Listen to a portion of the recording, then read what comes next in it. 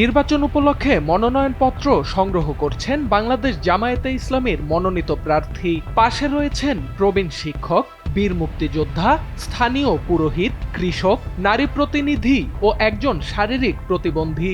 মনোনয়নপত্র সংগ্রহের মধ্য দিয়ে সাম্প্রদায়িক সম্প্রীতির এক অনন্য দৃষ্টান্ত স্থাপন করলেন সুনামগঞ্জ ২ আসনের জামায়াতের প্রার্থী, আইনজীবী ও ইসলামী ছাত্র শিবিরের সাবেক কেন্দ্রীয় সেক্রেটারি মোহাম্মদ শিশির মনির। শুক্রবার দুপুরে দিরাই উপজেলা নির্বাহী কর্মকর্তা ও সহকারী রিটার্নিং অফিসারের কাছ থেকে মনোনয়নপত্র সংগ্রহ করেন তিনি। এ সময় তার সঙ্গে উপস্থিত ছিলেন প্রবীণ শিক্ষক পুলিন বিহারী দাস, বীর মুক্তিযোদ্ধা পাণ্ডব চন্দ্র দাস,